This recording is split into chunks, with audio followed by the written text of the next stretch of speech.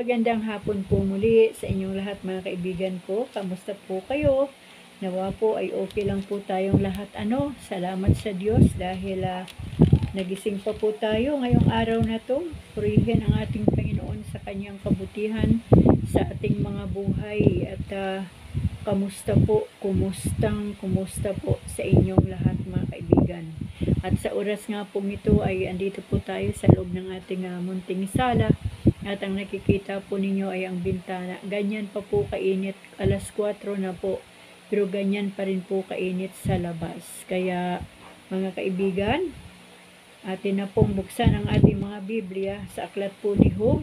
Tayo po ay nasa chapter 38 na mga kaibigan. At tatapusin po natin ngayon ang kwento ni Job.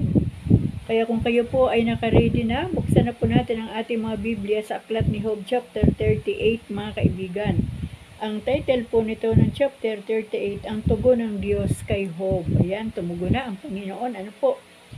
Sa gitna ng nag-aalin po yung bagyo, ganito ang sinabi ng Diyos kay Job. Sino kang mag-aalinlangan sa aking kaalaman? Lalo lamang lumilitaw ang iyong kamangmangan, tumindig ka riyan, at magpakalalaki ka, at magpakalalaki. Tanong ko'y sagutin, ikaw ay magsabi, ikaw ba ay tao na nang gawin ko ang mundo? Kung may nalalaman ka, lahat ay sabihin mo. Sino ang nagpasya tungkol sa lawak nito? Sino ang sumukat, iya'y di kaila sa iyo? Sino ang may hawak ng pundasyon ng mundo? Sino ang naglagay ng mga panukulang bato? Noon ay umawit ang mga tala sa umaga at ang mga anghel ay nagdiwang at nagsaya. Sino ang humarang sa agos ng dagat nang mula sa kalaliman?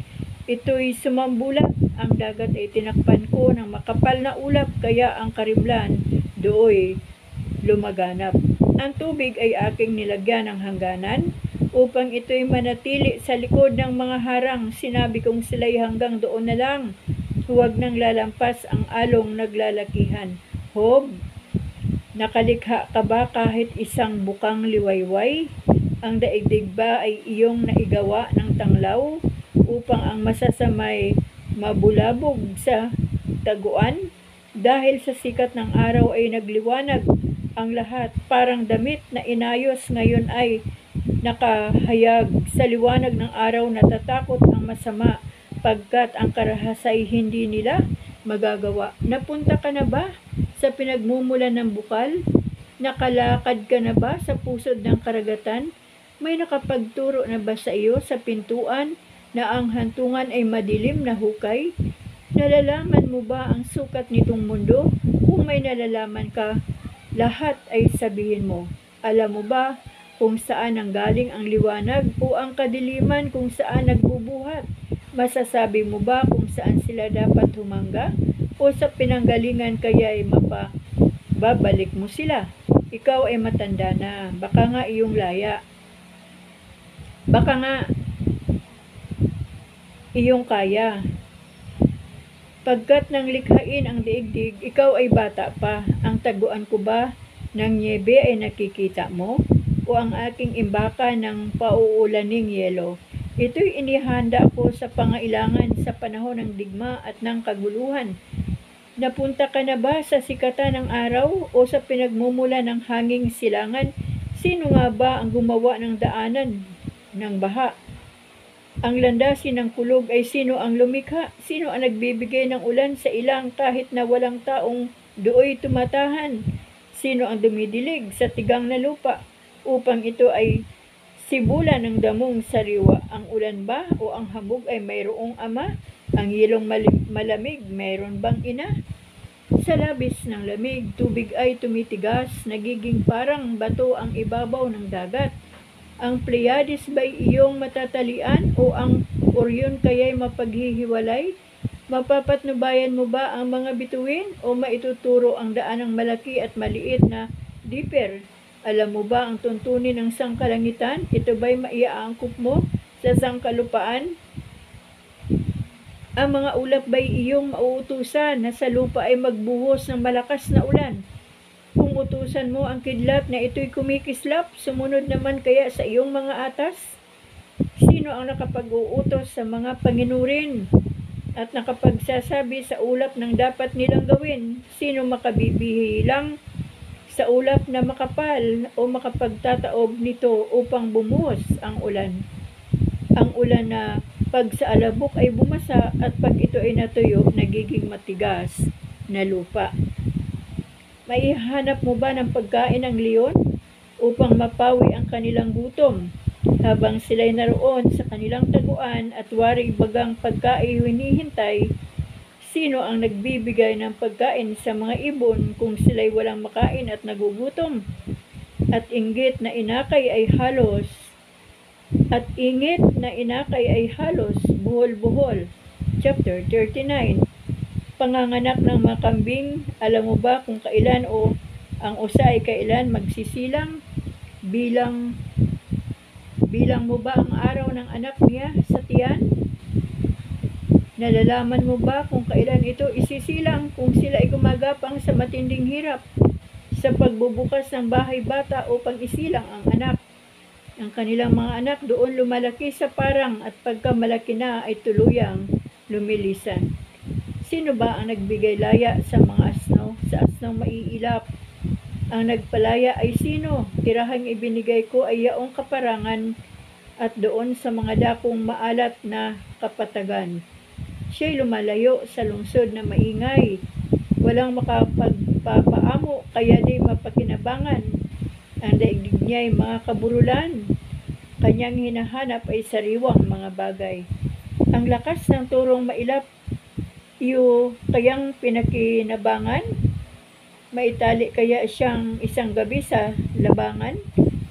Siya kaya'y maisisingkaw para lakas niya'y magamit sa paghila niyong suyod sa gitna ng iyong bukid? Iyo bang maasahan ang lakas na taglay niya? Mabibigat mong gawa ay may pagtitiwala ba sa kanya? Umaasa ka ba na siya ay magbabalik upang sa animo ay siya ang gumiik? Ang pakpak ng abistros, buong gandang kumakampay. Yaon kaya'y nagbabadya kahit bahagyang pagmamahal. Ang kanyang mga itlog sa lupa ay iniiwan. Ito'y binabayaang sa lupa ay mainitan. Di niya iniisip na baka ito'y matapakan. Baka ito madupurak ng mailap na halimaw. Sa mga inakay niya siya ay malupit. Hindi niya alintanang hirap niya ay di masulit. Sapagkat nitong pangunawa niya ay di binigyan, di siya hinatian ng talino kaunti man, mabilis na tumatakas kapag ginahabol siya. Walang magagawa ang sinumang naghahangad sa kanya. Ikaw ba ang nagbigay ng lakas sa kabayo? Ikaw ba ang naglagay ng magandang kiling nito? Ikaw ba ang nagpapalukso na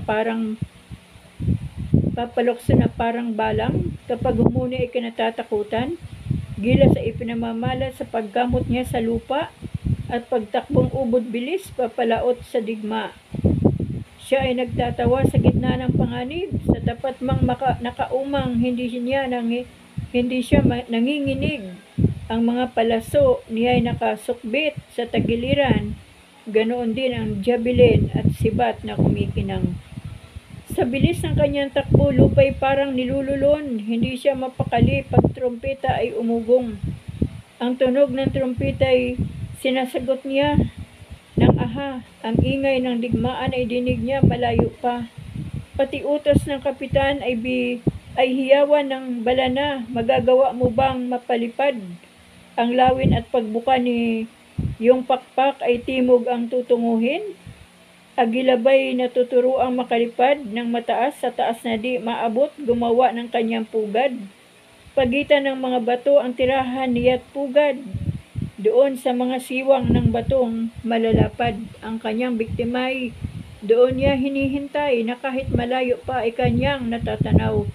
Sa kanyang mga inakay, dugo ang ibinubuhay at tiyak na naroon siya kung saan mayroong bangkay. Chapter 40. Sinabi ni Yahweh kay Job, ang isa bang namimintas ay nangangatwiran at sa makapangyarihan ay nakikipaglaban? Sino mang nagnanais na sa Diyos ay umusig, dapat na sumagot sa tanong ng kanyang bibig. Ang sagot ni Job, narito ako'y hamak, walang kabuluhan, wala akong isasagot, bibig ay tatakpan. Sa panig ko'y nasabi na ang lahat. Nang sasabihin, ako'y di nakikibo, nasabi di na uulitin. Ang kapahayagan ng kapangyarihan ng Diyos. Buhat sa ipo-ipo, sumagot si Yahweh. Tumatag ka at humandang parang tunay na lalaki. Ika'y aking tatanungin, sa akin nga ay magsabi, ako pa ba ang ibig mong ilagay na masama upang iyong palitawin na ikaw ang siyang tama? Lakas mo ba ay katulad ng lakas nitong Diyos? Tinig mo ba'y umuugong na katulad ng kulog? Balutin muna ang sarili ng kadakila at karangalan. Ikaw muna ay mag-angkin ng kaluwalhatit kaningningan. Ibuhos mo nga ang tindi ng iyong puot at subukin kung kaya mong ibagsak ang hambog. Subukin mo kung kaya mong ibagsak ang palalo. Tignan mo kung masama ay iyong maigugupo. Kung magagawa mong sila'y itago sa alabok o maibabaon kaya sa ilalim ng sinukob, kung iyan ay magagawa mo, maniniwala ako sa iyo na kaya mong magtagumpay sa sariling kakayahan mo. Ang dambuhalang bihimot, isip-isipin mo, isa sa mga nilikha ko dito sa mundo ay parang baka kung kumain ng damo. Ang lakas niya ay natitipon sa kanyang biwang, ang kapangyarihan sa himaymay ng kanyang tiyan, ang tigas ng buntot niya ay sidro ang kabagay, ang kanyang mga hitay matipuno ang laman, buto niya ay parang tanso na hinubog na mahusay, ang kanyang mga braso'y katulad niyong bakal. Siya ay pangunahin sa mga nilikha, ngunit di hihigit doon sa lumikha. Siya ay nanginginain sa lugar ng mga bundok, doon sa tirahan ng kapwa niya mga hayop. Siya ay doon lumalagi sa ilalim ng tihinikan, nakatago sa gitna ng mga tambo sa latian. Sanga ng mga puno ang sa kanya ay tumatakip, sa kanya ay nakaligid sa tabi nitong batis. Kahit baha itong tubig, hindi siya natatakot. Kahit tubig ay malalim, banaya din kung kumilos. Siya kaya ay mahuli? Ay mahuli sa pamagitan ng isang kawil? Ilong kaya ay makawit kahit bitag ang gamitin. Chapter 41. Mahuhuli ba ang dambuhala sa pamagitan ng kawil? Ang dila kaya nito ay matatali at masusupil? Ang ilong kaya nito ay matatalian mo? Tablan kaya ng kawit ang matigas na panga nito? Siya kaya ay lumapit, maglumuhod sa harap mo, mangusap ng malumanay at makiusap sa iyo? Siya kaya makiusap na siya ay iyong dalhin upang sa iyo ay maglingkod habang buhay na alipin? Siya kaya ay parang ibong aalaga at mamahalin o kaya tatalian pag gagapusit ibibitin? Sa kanya kaya ay mayroong bibili? Mayroon kayang magkakagusto na siya ay hatiin? Tablan kaya ang makapal niyang balat? Sa ulo kaya niya ay tumagos ang matulis na sibat? Pag siya'y sinaling mo kahit bagya lang, hindi mo na uulitin kahit na kailan. Narito at lahat ng pag-asa'y kabiguan, bawat isa'y natatakot at sa lupa'y nabubuwal. Kapag siya'y ginambala, ubod siya ng balasik, sa kanyang harapay walang makatitindig. Sa kanya ay walang maaring lumaban, pagkat madadaig, hindi magtatagumpay. Ang kanyang mga binti ay malaki at matatag, at walang kaparis ang taglay niyang lakas. Sino ang makakaalis sa panlabas niyang kasuutan? Sino ang nakaalis sa panlabas niyang kasuutan? Mayroon na bang nakatusok sa balat niyang ubod kapal? Sa bibig niya sino kaya ang maaring magbuka? Nakatatakot na pagmasdan, matatalim ng ngipin niya, kalasag na ubodami ang balot ng kanyang likod. Kalasag na tumatakip, maganda ang pag-aayos, masinop ang pag-aayos, bawat isa'y nakadikit, at kahit na itong hangin ay hindi makasingit. Kung siya ay magbahin, ang ilong ay nag-aapoy, mata niya ay mapula para bagang dapit hapon. Mula sa bibig niya ay may apoy na lumalabas, walang tigil, walang lubay, nagbabagat, nag-aalab. Ang usok na makapal sa ilong niya ay nanggagaling parang usok nitong pugon, paglabas ay nagdidilim. Hininga niya ay nagbabaga, sa init ay nag-aalab, may lagablab nitong apoy sa bibig niyang nagbubuhat.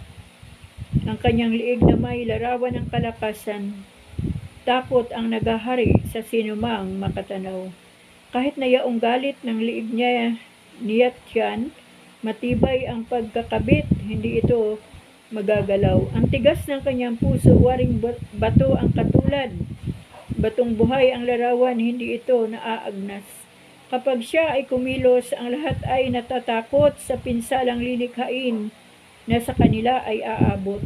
Pagkat siya'y di tatablan nitong tabak o anuman, kahit napalaso nitong punyal o sibatman. Sa kanya ang bakal ay para lamang giniikan, ang katulad nitong tanso ay bulok na kawayan.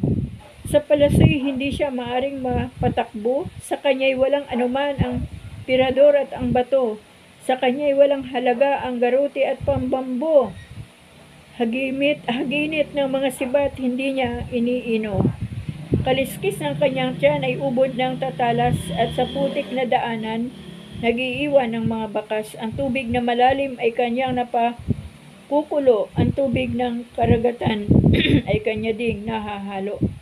Ang kanyang madaan ay makislap sa kaputian. Ang akala mo sa tubig, puting buhok ang kabagay. Dito sa daigdig ay wala siyang katulad, pagkat siya'y walang takot, bahagya may walang gulat. Kahit doon sa mataas ay mababa ang tingin niya, sa lahat ng mga hayop ang naghari ay siya. Kinilala ni Job ang kanyang pagkakamali. Ang sagot naman ni Job kay Yahweh, alam kong magagawa mo ang lahat ng bagay. Anumang balakin mo'y walang makahahadlang. Sinong nagsasalita ng walang nalalaman? Kaya ako ay humatol ng walang katuturan na hindi ko alam ang lahat ng mga bagay.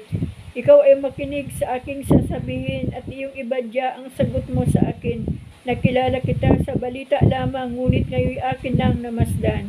Kaya ako'y nagsisisi ng buong taimtim at ang sarili ko'y aking itinatakwil.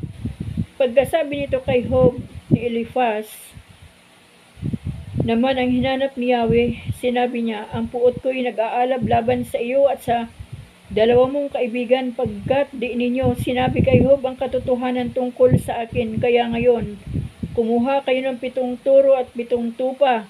Isama ninyo si Job at sunugin ninyo ang mga ito bilang handog at kayo'y ipananalangin niya. Siya lamang ang pakikinggan ko para hindi na kayo singilin sa inyong kamangmangan. Dahil sa di ninyo paglalahad ng buong katotohanan sa kanya, ganun nga ang ginawa ni Eliphaz, Bildad at Zophar, at ang panalangin ni Job ay dininig ni Yahweh. Ibinalik ang dating kabuhayan ni Job. Ang kabuhayan ni Job ay ibinalik ni Yahweh sa dati nang ipanalangin nito ang 3 kaibigan. Dinubli pa ni Yahweh ang kayamanan ni Job. Lahat ng kapatid nito, kamag-anak at kakilala ay dumalaw sa kanya at nagsalo-salo sila. Bawat isa ay nakiramay sa nangyari sa kanya at nagbigay ng salapi at singsing na ginto. Ang mga huling araw ni Job ay higit na pinagpala ni Yahweh. Binigyan niya ito ng 14,000 na tupa, 6,000 na kamilyo, 2,000 na baka at 1,000 inahing asno. Nag-anak pa si Job ng 7 lalaki at 3 babae na ang mga pangalay Himima, Kisha, Kirin, Hapuk. Sa buong lupain ay wala silang katulad sa ganda. Pinamanahan din niya sila tulad ng mga anak na lalaki. Si Job ay nabuhay pa ng 114 taon. Nakabuhayan pa niya ang kanyang mga apo sa ika-4 na salinlahi bago siya namatay. Ayan, purihin po ang ating Panginoon mga kaibigan. Natapos na po natin ang aklat ni Job from chapter 1 to chapter 42. At napansin niyo ba mga kaibigan? Ang Panginoon ay hindi agad-agad na nagagalit, di po ba? Ang Diyos po ay nagpaliwanag pa kay Job. Talagang pinaliwanagan niya si Job. At nakakatuwa po yung tumayo ka. Nagaya ng isang tunay na lalaki yan. Tumayo ka bilang isang tunay na anak ng Diyos.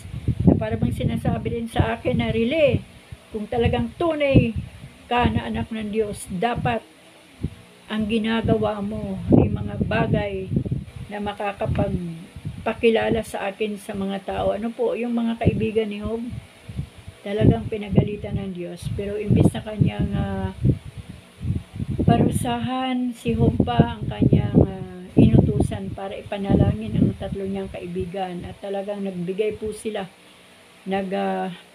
Pumatay po sila ng mga turo. Turo ba yun? Para ihandog kay Yahweh, para mawala ang galit ng ating Panginoon. Ano po, nung panahon po nila ay ang pangtubos po sa kasalanan ay mga dugo. ng mga hayop. At sa panahon po natin ay wala pong hayop na hinihingi si Yahweh. Kundi ang tanging hiling ng Diyos ay magpakumbaba tayo kapag tayo nagkasala, magpakumbaba tayo kaagad at umamin na tayo nagkasala at humingi ng tawad sa Diyos. Hindi na natin kailangan magmalaki pa at wala po talaga tayong karapatan na sumbatan ang Diyos. Si Job po ay medyo may karapatan pa siyang sumbatan ang Panginoon dahil alam ni Job na wala siyang ginawa dahil sa simula't simula pa naman ay hindi ang kasalanan ni Job ang dahilan kung bakit pinahintulutan ng Diyos si Satanas na siya'y subukin. Ang dahilan po dahil si Job ay matuwid. At sa panahon po natin, tayo mismo ang nakakaalam ng ating mga sarili kung ano po ang ating ginagawa. At kapag may ginawa po tayong mali, kapag may ginawa po tayong pagkakasala, lapit agad sa Diyos at humingi ng tawad at huwag nang ulitin pa muli. Dahil ang Diyos po ay napakalapit lang sa panahong ito. Sa bawat kamalian po natin, ang Diyos ay madaling magpatawad. At kapag tayo po humingi ng tawad sa Diyos, huwag na po natin ulitin pa muli ang pagkakasala. Dahil pag inulit pa natin muli, ito po ay atin ang sinasadya. At huwag po tayong matinag sa mga kaibigan natin na kahit tayo man ay sisihin. Hanggat alam natin kung sino tayo sa harapan ng Diyos, huwag nating paniwalaan ang kanilang sinasabi.